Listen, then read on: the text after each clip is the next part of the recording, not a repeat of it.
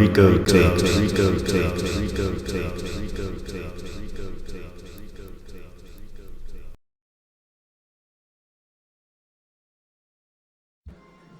Hey Walter, good running into you again. I see you're sketching today. Are you sketching those pictures that you took the other day when I ran into you? And also we had a conversation, I think, about the U.S. and forming unions. Good seeing you too again, Sharon. Yeah, we were talking about unions, and I would like that conversation to continue. So I'm glad you showed up, and however you wanted to continue, whatever road you want to go down. Last time we talked about basically the difference between labor organizations, collective bargaining unit, and the word union. And I think we summed it all up to say that labor organization, and that's the general term for all those things. And it's worth noting again that the word union is not in the Wagner Act, the original Wagner Act. It's only mentioned briefly in the Taft-Hartley Act.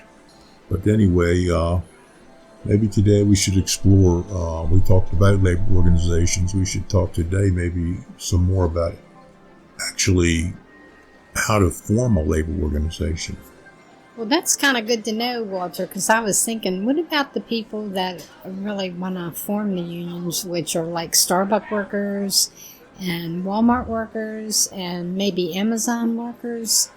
And, I mean, what should they know about forming a union? Sharon, in the United States right now, we know that basically there's a lot of big unions. There's the UAW, there's the IBEW, there's AFSCME, there's unions like that. But all the newer activity is mostly in industries like you just mentioned, Amazon, Starbucks, what else did you say? Walmart, you said, and a few things like that. Yeah, that's where all the action is right now.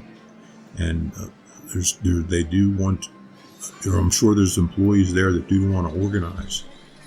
The thing they need to know right now today is that they have to familiarize themselves with the Taft-Hartley Act, which rewrote the Wagner Act, by the way. There was an original Wagner Act, and then there was the Taft-Hartley Act. Basically, the language in the two is the same, and I think it's in Section 7 of the Taft-Hartley Act and the original Wagner Act. I mean, the quote goes something like, "Employees shall have the right to self-organization, to form, join, or assist labor organizations." So I think that's the very first sentence of the Wagner Act or the Taft-Hartley Act. That has not changed. In 1935, that was how it was written. And today in 1947, I mean, when they changed the law in 1947, they left that alone. And see if I can find something here. Okay, yeah, the Section 7 of the Taft-Hartley Act gives employees the right to form or assist labor organizations, which basically is a union. I've refrained from using that word because they don't use that word, they use the word labor organization, so I like using the word labor organization. So yeah, they can do that, they can form these unions, and when they do, they can bargain collectively through representatives of their own choosing. Now, representative is a defined word also in the Wagner Act. Now, what's very essential, the most essential part of Section 7, I wouldn't say the most essential, it's all essential, but something that's very important is it gives them it gives employees the right to engage in what's called concerted activities. In other words, if they get together and they want to talk about unions, they want to talk about forming a union or even sustaining a union, this is protected activity. An employer who tries to interfere with that is committing an unfair labor practice and could be legally chastised, fined. It could cost him a lot of money. So what you're telling me is the employees have the statutory right to have these meetings where they want to form like a collective bargaining unit. That's right, Sharon. They have this statutory right. So for just a minute, let me explain what statutory right means. It means something was passed by Congress and signed by the president. Basically, it was enacted into law. That's what makes it statutory. That these rights are by statute. It's not a constitutional right, like the Bill of Rights, the First Amendment, and the Second Amendment, and the Third Amendment. So it's not a constitutional right, but it's a statutory right, but it has the same power and effect. This is a right that people have. The workers, the employees have these rights, and an employer cannot interfere. You are protected, and they call this concerted activity. There's different types of activities you might do when you meet and discuss things, and that they call this protected concerted activity. And there's so few are aware in the big picture, especially when you start talking about Walmarts and Starbucks and Amazons. A lot of people just know I'm in the union or I'm not. And you have to engage in concerted activity to have a union. So when they wrote that law in 1935, they were well aware of the full freedom of association that was necessary for workers to actually exercise these rights and to engage in this concerted activity. And that's the exact words in the law, by the way, to engage in concerted activity. And it's so important to know that, yeah, you can do this. And if you're in a Walmart and you're in a lunchroom or something and you want to talk about unions, and you have an employer standing over your head or a supervisor standing over your head, like listening to every word, well, they're interfering with that full freedom of association. They're interfering with your protected concerted activities. And unfair labor practice, that's the usual method to resolve that. That would have to be, that's the burden you would have, is filing an unfair labor practice with the National Labor Relations Board. We can talk about that maybe when you come around tomorrow or something, but that's basically what I'm trying to say right now. So if I'm talking to a bunch of coworkers on my break or like after work, we can all sit together and talk about forming a union without not worrying about the manager or the supervisor or somebody running us off. And that goes with like, and how about if I'm stocking the shelves on their time or pulling parts for Amazon? And what would they do if they catch me talking about the union then? Well, there's concerted activity, Sharon, and there's protected concerted activity. So if you're doing your job and you're in the middle of stocking shelves and somebody's stocking them right next to you and you're engaging in this conversation and it's not really compromising your work, then nobody could interfere with that. I mean, they could have a rule, no talking on the job, but if it interferes with your protected concerted activity, certainly that rule could be challenged, and probably successfully. On the other hand, if you are anywhere else in your free time on a job, whether it's in a lunchroom, break time or something, or even out in the parking lot, no, they cannot interfere with that. And if they try to intimidate the conversation in any way by like listening in or something, that's an unfair labor practice. And you said a manager or a supervisor or say the employer. Basically, you got to understand that a manager or a supervisor, they're employees too, right? So can they be in the union? Can they engage in this activity? No, they can't. Not, I'm gonna say not necessarily, but the short answer is no. What we do is we go to the law again, the Taft-Hartley Act, which rewrote the Wagner Act, but some things never change. Okay, an employer, to form a labor organization, you have two types of people. You have employers and employees. So who's an employee and who's an employer? Let's start with employee. An employee is any employee. Okay, so anybody that's working is an employee. Now, who's an employer?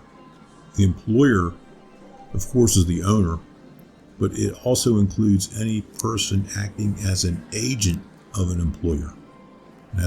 And basically directly or indirectly. Okay, so if they're an agent of the employer, they have the employer's interest,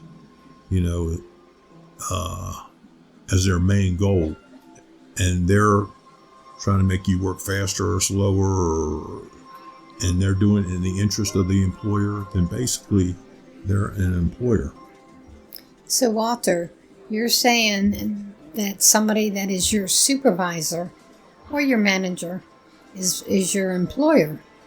Yes, Sharon, they're basically the same as your employer. They went on to define that even.